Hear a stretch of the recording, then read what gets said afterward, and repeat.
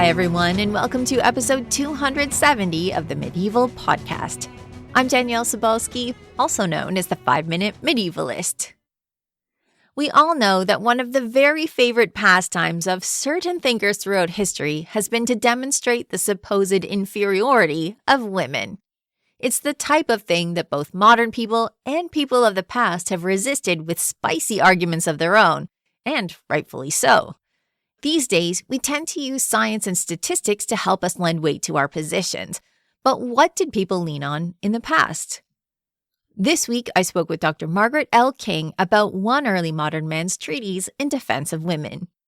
Margaret is professor of history emerita at Brooklyn College and the Graduate Center at the City University of New York. And she's the author and editor of many books, including Venetian Humanism in an Age of Patrician Dominance, The Death of the Child Valerio Marcello, and Oxford Bibliographies, Renaissance and Reformation, on which she serves as editor-in-chief. She's the translator of Pompeo Colonna's In Defense of Women, a bilingual edition, which has been edited from the Latin by Dr. Franco Menonzio. Franco is the author of many scholarly works in Italian, whose names I won't attempt to read out here, as well as being the editorial director of the press Polyhistor Edizioni. My conversation with Margaret on behalf of this dynamic duo, all about Pompeo Colonna, why he's writing in defense of women in the first place, and how he crafts his argument, is coming up right after this. Well, welcome, Margaret. It is a pleasure to meet you, and always great to talk about defenses of women from history. Right. Yes. Welcome. Glad to be here. Thank you for having me. So you actually work in a slightly later time period than I generally cover on this podcast. Can you situate the book we're going to be talking about today in time and place so we have an idea of where we're talking about and when we're talking about? All right. Pompeo Colonna, the author of the text that is published in this book, is a major Renaissance figure and very typical of the Renaissance, which is a period that has many atypical people. We are in the first third of the 16th century. He was both a cardinal of the church, which is a very high position. The cardinals are the little gang of people with red hats who elect the pope, and a condottiere, which is a mercenary general, and a very successful one. And he played both roles at the same time. While he was cardinal, he also put on armor and went out and won battles, which makes him a dashing character from our point of view, but it was quite routine in the 16th century among the upper classes. He is also a cultivated intellectual who hangs out with some of the leading intellectuals of the day. He is the cousin of a woman, Vittoria Colonna, who is a prominent poet and is in fact the woman writer who up until 30 or 40 years ago was the only one most people had ever heard of for this period. The only other competitor in terms of a famous female was Lucrezia Borgia, who is mistakenly recognized as a poisoner and the illegitimate daughter of a pope. She was an illegitimate daughter of a pope, but not a poisoner. So Vittoria Colonna, the cousin of Pompeo, the author of our work, was an even more prominent person who actually wrote poetry dedicated to Michelangelo and was in contact with two other very famous literary figures, Pietro Bembo, who was one of the persons who argued for the use of the vernacular Italian rather than just Latin in literary discourse, and so opened things up to a much larger audience, and Baldassare Castiglione, who is the author of The Courtier, a book which some of your listeners may actually have heard of or read in college courses. It's a kind of manual on how to be courtier in the very elaborate courts of the Renaissance. That's the specific person and the specific period. But the text we're looking at, In Defense of Women, is part of a tradition that reaches back to the 14th century, which is in your period. Mm-hmm. And the two progenitors of that tradition are the Italian Giovanni Boccaccio, the author of the Decameron, collection of stories, very approachable, very accessible stories. You can still laugh at them today. and a French woman of Italian descent, Christine de Pizan, who is actually quite famous these days, one of the first pro-woman authors in France and a professional writer, which was unusual for a woman in that period. And the two of them are the authors of the works which launched this tradition of considering women and their place in culture and society, a tradition that will go on for 4 centuries. And so my man, Pompeo Colonna, is in the middle of that tradition and is a very important figure, but he is part of a much larger group. Let me just add that this whole tradition of the consideration of women, the defense of women, is a reaction that begins in the 14th century to what, as Minonzio puts it, a 1,000-year tradition of the denigration of women. And so this is a reversal of what had long been an established conception of women that is undertaken. The reversal is undertaken by mainly male authors initially, but by the time we get to the 17th century, also very actively by female authors. Yes. Well, thank you for laying that out so eloquently and giving us the tradition. I think it's important to situate it. And the people who have listened to this podcast more than once know what a fan I am of Christine de Pizan. So this is going to be not unfamiliar Good. to them. Okay, Yeah. Yeah. good, And I love that good. she appeared on the Olympics this year as part of France's tradition, even She's though now a she big is, name, right? this is her Up moment. to 50 years ago, obscure, totally Yes. obscure. Yes. All of this is the result of recent scholarship. I know, and such a great effort by scholars to make sure that she is brought forward. And Right. hopefully Vittoria also has her own moment in the Oh, sun. definitely. Oh, definitely. Many biographies of Vittoria. Yes. Which brings me to the question. If we have Vittoria who's writing all sorts of poetry, she's writing a lot about widowhood and things like that, which is also something that Christine did. Why didn't she take up the defense of women herself? Because it seems from what Pompeo has said that she has asked him to do it. Why would she do that? Well, she could have. This is not the period when women were actively writing polemical stuff. Christine de Pizan does earlier. Her Book of the City of Ladies, which is the main pro-woman, most of what she wrote was pro-woman, but that is the main monument for her. That's 1405. And then in the next 100 years, there are a few women humanists, that is, women who become expert in Latin, expert in ancient literature, and engage in discussion with the leading male intellectuals of the day.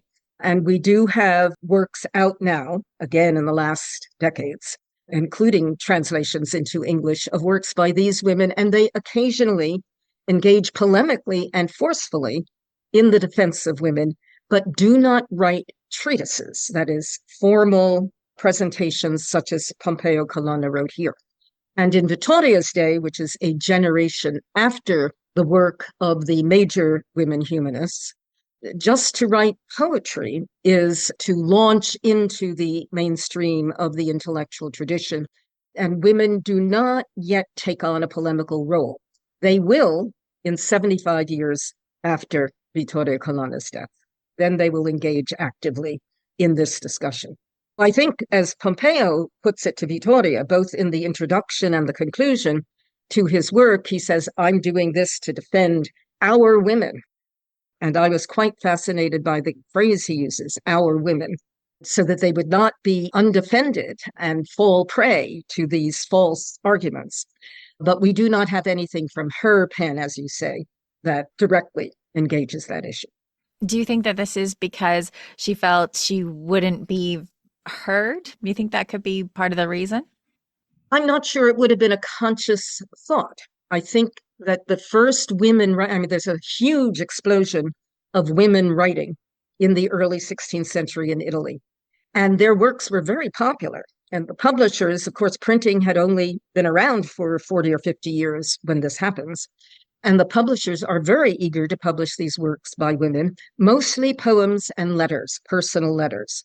And men, who are the main readers, men are very eager to buy the books, which is why the publishers keep publishing them. But it's hard to figure out what it is that will take them to engage as intellectuals, as formal thinkers in this. They begin by writing these works that give expression to their feelings, sometimes feelings of unease at being women in this society that so militates against their interests, but they do not move to critical discussion of that problem. Takes a while. It takes a while. Yeah, that's for sure.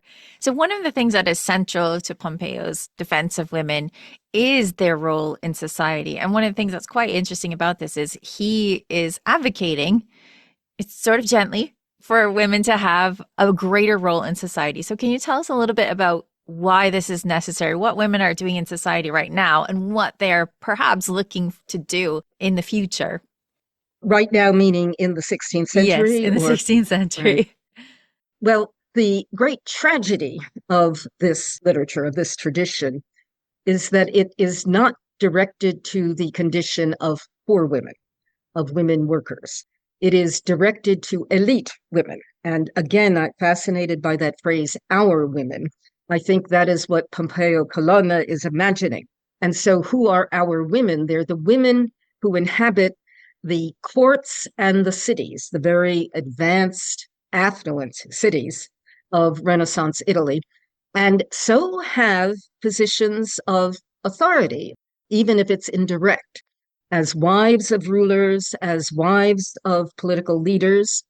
And very often, you mentioned widows, very often as widows who sometimes are able, given whatever testamentary provisions are made, sometimes able to manage family finances, which happens very rarely in the Middle Ages, only a little more in the Renaissance. But of course, that is going to open up as we move into modern times. So Colonna, the man, Pompeo, is facing a world where there are many women at the heads of these courts as the consorts of famous men and sometimes as their widows. And they are the ones who invite this literature. It's very interesting, and it's summarized somewhere at the end of the book. Almost all the works by men in defense of women or celebrating women in some way are dedicated to women, which would seem to make sense, but it's just so absolute. There are only one or two exceptions. And so the women who are receiving these works possibly are funding them or are possibly rewarding the authors by giving them access or giving them positions, or maybe they just gain luster from being closely in association with these women.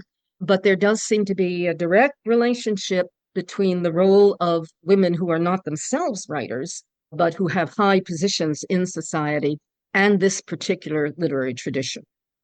Yes, and they're exercising what people will now call soft power, right? Indirect power, but Exactly. it seems as if this is making an argument to give them greater power within society, right?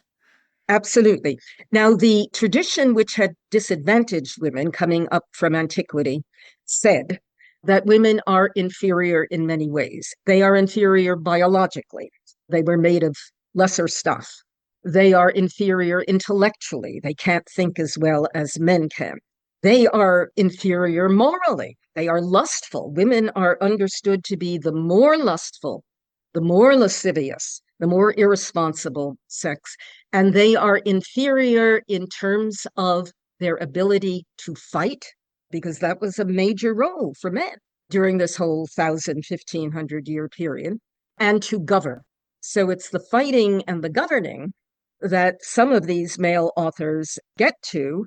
And it's very odd to us because they very often celebrate historical figures who themselves bore arms, women, either legendarily or actually bore arms. So you have Camilla, who was a warrior maiden in Virgil's Aeneid. And you have Zenobia, who was a late Roman Empire figure who bore arms and went into battle. You have the Amazons, who are brought up again and again, who were warrior women who excluded men from their society. They abandoned their own male infants. I don't know what they did with them, but shipped them out of the way and only raised daughters. And Joan of Arc occasionally comes in. under this category of armed women. So armed women are presented as a proof that women are not inferior in that dimension. And then the other part of that is the ability to rule. And the ability of women to rule, which most people would have dismissed right away, an impossibility, except that it happened. It happened in the Middle Ages. As you know, occasionally when a male ruler died, somehow or other, the wife, the widow, manages to take on power. And it happened in the Renaissance quite frequently. And so the issue is how do we square that with our philosophical principles? They have an ancestor for this notion in Plato, who in his Republic argues that women, if they are qualified, can rule as well as men. Right there. Whereas his former student, Aristotle, or rather his later student, who then moves in another direction, Aristotle says, no, women are not capable of rule. But the Renaissance authors will pick up Plato and use that to buttress their case. Pompeo Colonna does that, but he also interestingly, and this is interesting in terms of modern feminism, extrapolates from women's role as manager of the household. Yeah. And it was understood that women managed households, elite households, not only poor women, but wealthy women, managed servants, governed the education of children. A very important task. And Pompeo Colonna says they do all of that. And those are exactly the skills that you need to run a state. And so obviously women are capable of governing. Yes, he does. It's an interesting argument, and he's rare among male authors to make it.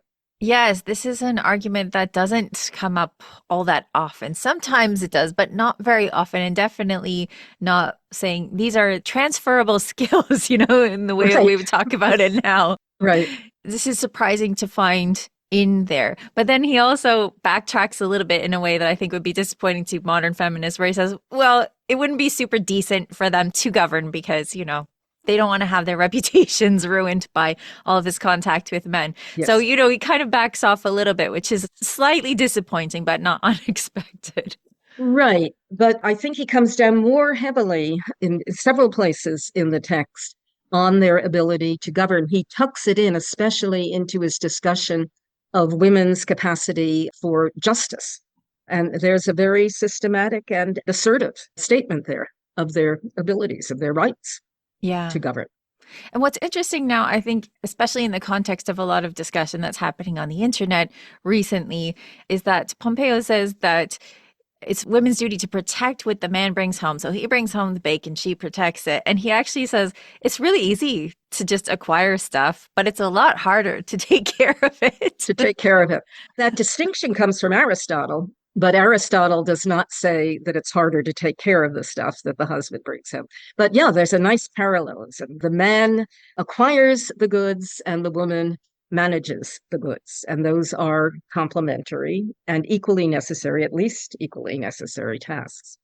Yeah, I think it's really interesting. You were mentioning Aristotle, how he brings up Aristotle and pushes back against Aristotle, because it is Aristotle who says a woman is deformed. And Pompeo says that's definitely not true. And then he brings up the form and matter thing, which I think was one of the most beautiful things in here. Can you tell us about form and matter? Yeah, so Aristotle argued that everything that exists has four forms. There's a prime form, that is how it is created. There is a terminal form, that is what its purpose is. And then there is the form that makes it what it is. That's what we usually mean by form. And that impresses itself on matter, which is the fourth cause. I'm sorry, these are four causes, not four forms. Prime, end, form, and matter. So the formal cause is always seen as the really important one, and the matter as the less important one. And for Aristotle, men are the formal cause of human beings, and women are merely the material cause because they are impregnated and then they produce an infant. This was debated even in antiquity. And the physician, Galen, had a contrary view that woman biologically contributed equally to the formation of the fetus. And that was brought to bear by various thinkers in the Renaissance to defend women and their role in procreation. But Aristotle definitely put women at the bottom of the heap there. And a woman, the famous phrase is, a woman is a defective male or a deformed male. Yes. And it was interesting how Pompeo, being a churchman, he's familiar with all of the theological texts, and he adds another dimension to this as well, as saying, if we think of matter as being refined, then if woman is created from man, from the rib, from Adam's rib, then she is matter, and she is actually a more refined form, which I think is pretty spectacular. Yeah. Yeah, there's a lot of discussion of that passage in Genesis of the formation of Eve. And for earlier writers, the fact that she's derived from Adam shows her inferiority. But then later thinkers like Pompeo start working with it and turn it around and says that she's really the better or the superior being. He's, after all, made from mud, but she is made from a rib, which has to be in the order of nature better. This is something that, should start circulating on the internet as well, though I think it would create a firestorm. It's amazing how much those first 3 chapters of Genesis, which they go from the creation of Adam and Eve to the Garden of Eden and Eve's responsibility for the fall of man and so on and so forth. This just comes up constantly in the literature from the 14th to the 18th century. Yeah. It's still being discussed in the 19th century. It's still being discussed today, the idea of original sin. Well, and what I thought also was very interesting about Pompeo's take on this is that he kind of gestures towards the fact that if Eve took the apple from the tree of the knowledge of good and evil, doesn't that make her more intelligent? And then she also shares it with her husband. So that's actually quite nice. I mean, usually especially in the Middle Ages, it's just black and white sin. You're not supposed to do it. You do it. That's bad. Right. And then this idea of a churchman saying, well, she wanted to know. Isn't that good? Right. That has a predecessor. There is a very famous work by a woman humanist about 75 years earlier, around about 1453, Isotta Nogarola, who wrote a work. Actually, it was a dialogue that derives from a conversation she had with a male thinker in letter form, and then she takes the letters and combines it and makes it a dialogue, a written dialogue on the equal and unequal sin of Adam and Eve. And in the dialogue, she argues that case for Eve, that Eve was first of all, in that she was a woman, was weaker and not responsible, and so we can't really blame her, we have to blame the male. But she also makes the point that Eve was acting intelligently in desiring to find out what this fruit was all about and experiencing it and offering it to her husband and so on. So this is beginning to churn through the literature, a kind of reworking of the whole Adam and Eve story.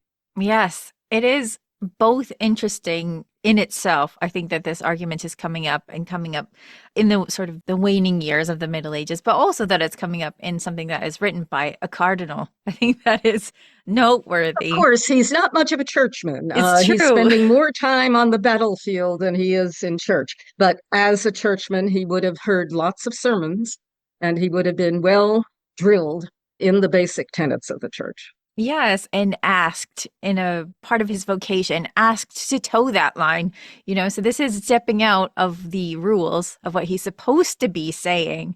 And he's saying it very publicly. So while he's not the only person making this argument, I think it's still noteworthy that this is coming from the pen of a cardinal. Yes, definitely. Okay, amazing. So one of the things that is traditional in this tradition of defending women is talking about classical sources. So you've talked about that a little bit, but why are we leaning on classical examples like Lucretia, like the Amazons? Why are we leaning on this so heavily for this tradition? Well, this goes deep into the issue of the European intellectual heritage. Coming out of Greece and Rome, the Middle Ages, when you get to the Middle Ages, the stuff that people have to work with intellectually is the Christian tradition, the scriptures and the fathers of the church writing in Latin. The people in the Middle Ages, for the most part, did not know Greek, so they could not go to the original philosophical sources, Aristotle and Plato and so on, many others, and they could not go to the Greek fathers of the church, who at times are more sophisticated. So they're working within the Latin tradition and what is produced in the Middle Ages, except for the courtly poetic tradition, is mostly an analysis, and it's very sophisticated at times, but it's an analysis within those boundaries of the scriptural tradition and theological doctrines which are being hammered out, and some chronicle writing and so on, but not much having to do with ordinary life and what men and women are and so on. Those issues don't arise. So they really begin to arise when the first humanists go back and start reading the literature of the Greeks and the Romans. At first, only the Romans in Latin, but soon they acquire Greek and they can read Greek literature. And they get these stories. They're reading these vast reams of stories about ancient characters, and they're fascinating. And these were people who were pre-Christian, so they're not bound by those moral strictures and those theological strictures. They live in a free world, and it's very enticing to these intellectuals. And Boccaccio, the one who wrote the Decameron, which is by no means a theoretical work having philosophical dimensions, he wrote this very important pioneering work on famous women, De Mulieribus Claris, in which he comes up with 106 profiles, little short biographies, maybe 1,000, 1,500 words each, of women, great women. And he chose them not because they were saints. In fact, he deliberately chose not to write about saints. He says, lots of people have written about saints. I'm going to write about people who are not saints. And only of these 106, I think it's only 6 who are not Greek or Roman. So we're really dealing heavily with the classical tradition here. And he trots them all out. He's got the Amazons, he's got the goddesses who discover writing, the alphabet, and whatever. And he has a figure called Semiramis, who Christine de Pizan later will pick up. Christine de Pizan picks up a lot of her characters from Boccaccio. 75% of the figures she talks about derived from Boccaccio's work. And these figures are not necessarily good in our terms. They are merely great in terms of their accomplishments. And several of them were warrior women, or they were rulers, or they were great inventors, or they were poets. And so Boccaccio bestows on the scholarly universe this catalog of figures, and they're going to be repeated all the way through the next 400 years. Christine de Pizan does it, Pompeo Colonna does it, they all do it. And they pick and choose which ones they want to talk about. So the classical tradition, the access of the classical tradition is what opens up the examples of women who did great things. And that's where it all comes from. So although many people look down on what the humanists did, they're fussy scholars sitting in their studies, they are responsible for broadening the terms in which we talk about men and women. Well, I think it's important to bring that forward in that all of a sudden we're talking about all of these classical figures, and that's given a lot more weight because I think it's very noticeable in this treatise, in Pompeo's treatise, where he says, I'm not even going to bother talking about the saints. We don't need to. And he just lists them off like there's Catherine and Agatha. He doesn't talk about them. And I was wondering if this had to do more with the tradition that he's pulling out of, or whether he feels like this would be a better argument so that if he's not speaking to sainthood or these women who are martyrs for the faith, if he thinks that this is going to make a better argument for women's intellect or their ability to promote justice or things like that. So what do you think? What do you think? Why is he putting the saints on a lower level here? Well, this is part of a big argument. Are the humanists, by their nature, by their allegiance to the classical tradition, in some way anti-Christian or unchristian?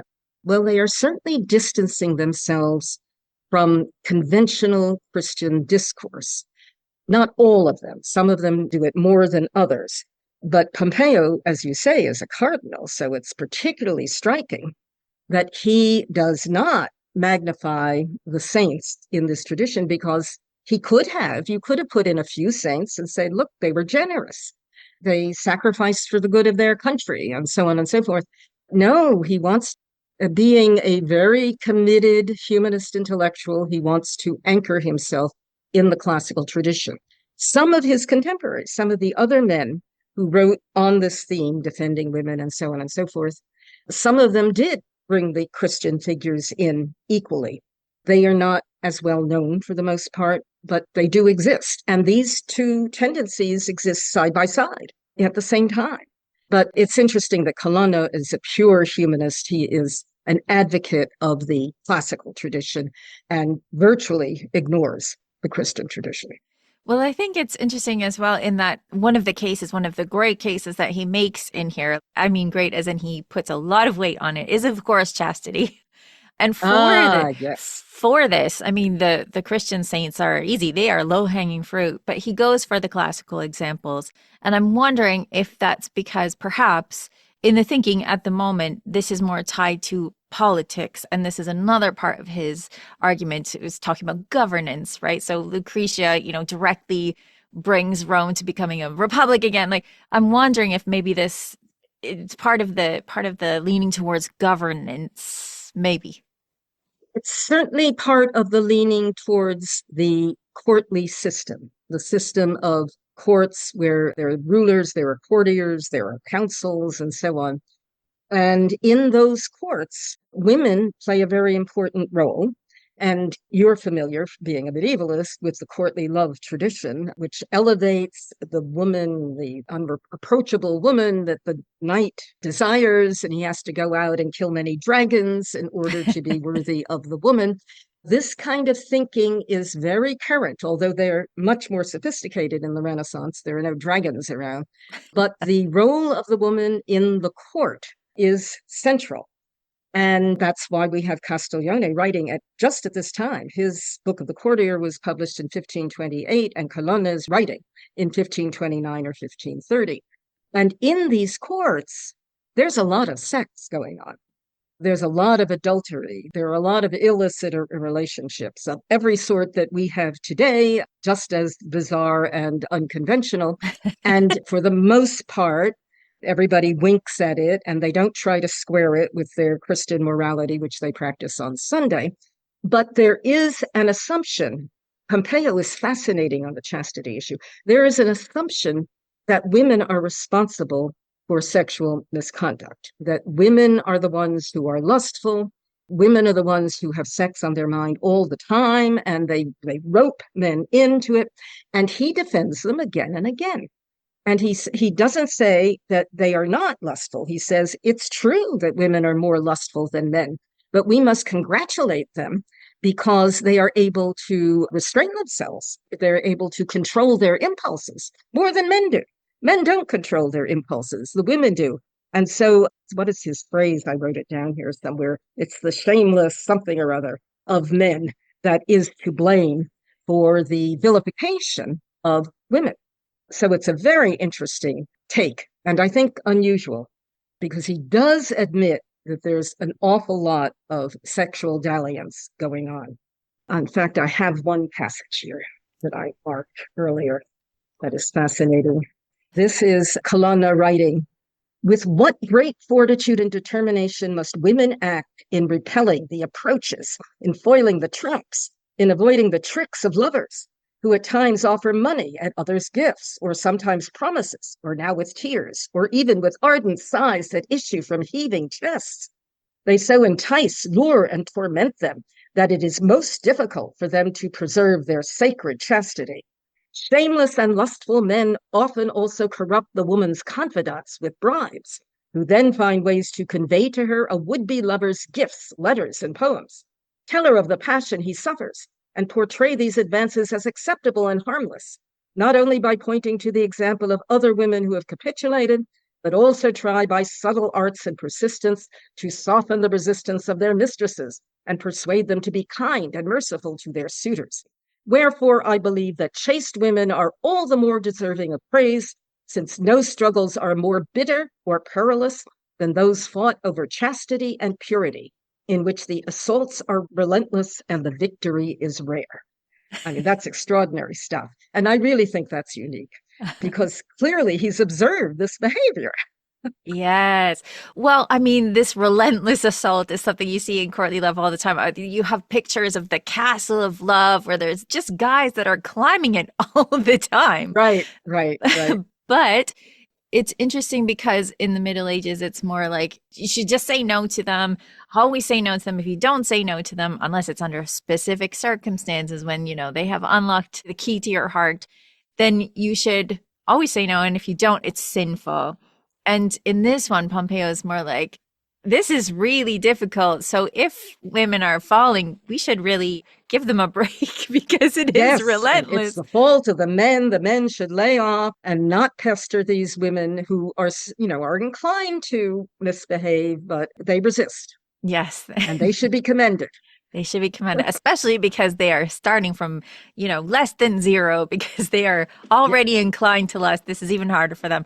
But what's really interesting is he does have a really long passage in it, speaking of classical literature, where he just reams out the Roman emperors for debauchery. Oh, yes. Very specific examples. Disgusting sex acts, yes.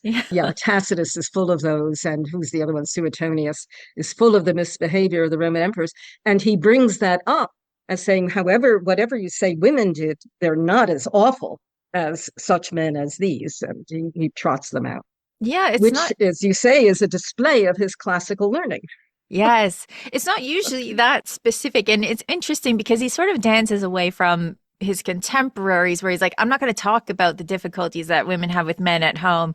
It's difficult. We'll just leave it at that. So he does not actually get into what women are dealing with at his moment, but he's happy to try out these specific examples of the highest power of men in Italy doing terrible things. Yes. This was the Renaissance. There was a lot of misbehavior. Exactly. In high places. So he's saying, as we mentioned at the beginning and at the end, that this is for Vittoria. So let's talk about how she shows up in here, because she does show up within the defense of women itself. So tell us a little bit about the ways in which Vittoria appears when Pompeo is describing her within the text. Now, he does it in his prologue where he says, Vittoria, will you help me? Will you, sponsor me? We agreed that I would do this, and I'm doing this for you because otherwise women will be left undefended. And then he comes back to her at the end, the same sort of thing. And so I have shown that women are virtuous in every way. And with your help, I have defended them and whatever. In the middle, he has one or two references to her in passing. Her husband was involved in a kind of political scandal, which is central for Pompeo, who would have known about it intimately, where the reigning pope, who was Pompeo's enemy, tries to trick Vittoria's husband, still alive at that point, he died in 1525, into betraying the emperor. So Vittoria's family, Pompeo's family, the Colonna family were pro-imperial, the Holy Roman Emperor. And the Pope and his courtiers were pro-French. And these were the two forces that were battling over control of Italy. The imperial party that Pompeo supported will eventually win. And Vittoria's husband refuses to be tricked, stands nobly and remains loyal to his party. And Pompeo quotes Vittoria, if I can remember this approximately, as saying she would rather be the wife of a noble man than somebody who has achieved great power because he betrayed his faith. That was one instance that I recall. And then there's another, and this one was really weird, where Pompeo is talking about cases where women have dealt with their husband's immorality, adultery. And apparently one night, and where he got this story from, whether he got it from Vittoria or somebody else, I don't know. One night her husband came and went into her bed, I think, with her maid, and they had sex, and she just lay there quietly, let it happen, said nothing, even then or afterwards, so as not to embarrass him in any way. Very weird, but also clearly Pompeo's sense that this is what a loyal wife will do. Yes. And of course, this is the woman who wrote a whole book of poetry in celebration of her love for this husband after he died, in what is the first volume of poetry to be published by a woman in the Renaissance. Yes, so it's a very strange moment in that she's trying not to embarrass him, so she's pretending to be asleep. And then here he is, like, airing the dirty laundry for everyone and talking about the way Yes, that yes, she yes, has fortitude. So yes, yes, it's an interesting moment. And yes. also one of the notes that you have in this book is saying that he's praising her by praising her husband. He's not really Yes, talking about her right. Yes, accomplishments. there's a whole section where he goes off and praises her husband, and that is to reflect on her. Right, So right. I need to ask you, do you think that Vittoria would be happy with the result if she did commission him to do this? Do you think she would be happy with where he ends I up with think it? so. I think so. She was knowledgeable in Latin, although it was she did not write in Latin, and so she could have read it. And they belonged to the same. When Pompeo spent some time in Naples and she was in Naples, they spent some time together. They were in the same intellectual milieu, so they had had many conversations about ongoing cultural issues, including religious issues. Vittoria was fairly heterodox in her religious beliefs, and who knows, Pompeo, the cardinal, may have dabbled in that intellectual zone as well. But yeah, I think Vittoria would have been perfectly capable of understanding this. And she was still alive when he wrote this. He wrote this just before his death, and then she lives, I think, another 17 years after. Well, it's an important question in that fundamentally he does rock the boat a little bit. He does put forth some suggestions like women should govern and stuff, but he doesn't go so far as to say that women should, leave their Revolt. husbands. Yeah, leave their Right, husbands. right. That they should put up with things like adultery, that they should put up with the place that they have in society at the moment. And that is a sign of fortitude in itself. So he's not really pushing the envelope too far. So it's important to ask the question, what does Vittoria think of this? So I do need to ask a follow-up question. And do we know how this was received beyond their circle? Do we have any sense of how this particular defense was received? This particular work did not have much effect beyond their close circles. There is some evidence that one other author who wrote on these subjects, Hortensio Lando, had seen the work in manuscript and kind of borrowed something from it. So within their little coterie, there was some transmission, but the work remained only in manuscript, 3 manuscript copies, until the early 20th century, when it was first edited in a Latin edition. And then there was a subsequent Latin edition. Then the nuncio put it into an Italian edition, and then I put it into English. But that all took the whole course of the 20th century. At the time, it was not widely transmitted. And that was the case of many of the works in this tradition, that they sat untouched for a very long time. Others were very famous, though. And there's another one published in 1529 by a German humanist, which was published in many languages and many editions and circulated all over Europe. It has some similar arguments and some kind of crazy arguments. So that is where these ideas do go forward, but not from Pompeo Colonna. Yeah, I think whether this particular treatise got a lot of reading, people reading it, or anything like that, it's still important to recognize that it is being written at this time, it is being commissioned at this time. Precisely. This type of thing is circulating at the moment. So Right. for anyone who wants to learn more about the tradition of defenses of women, especially in the Renaissance, because this is your area more than mine, I'm going to give you the opportunity. Tell us where people would go to find even more of these. Start with your book, and then where should people go from here? Well, there are several works which are listed in my bibliography that talk about defenses of women, women's writings, pro-woman writings in this era, and they are listed there.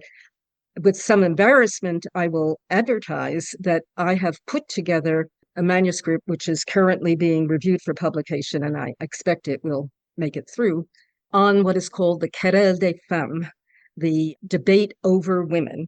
And the name of the book will be Querelle, the debate about women.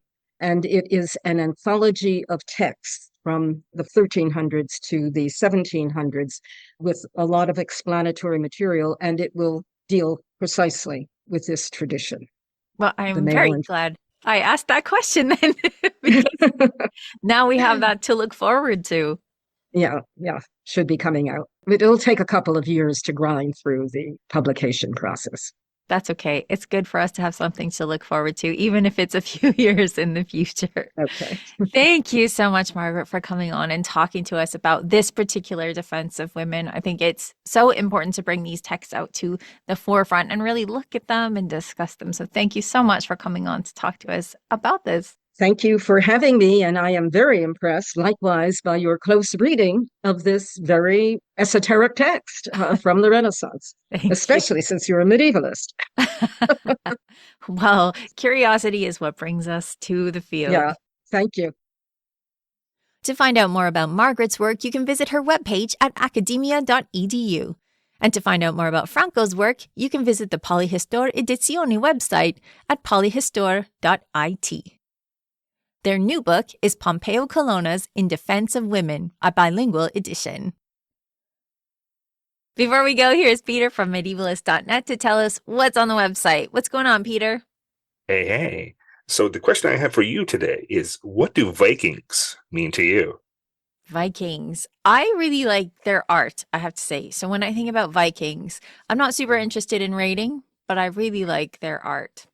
Interesting question. Well, if you wanted to answer more questions about the Vikings, there's this online global surveys that's being done by the University of Oslo, and they're asking people what they think about Vikings. What's your knowledge of them? What words come to mind?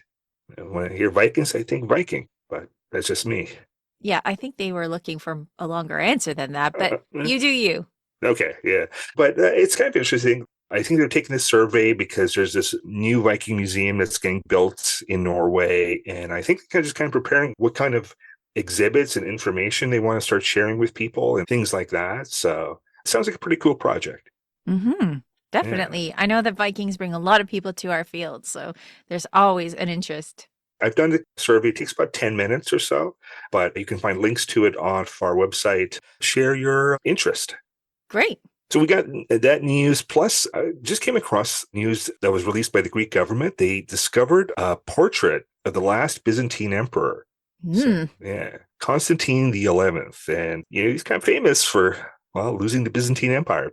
So they found it in a Greek monastery. It was a fresco underneath another fresco.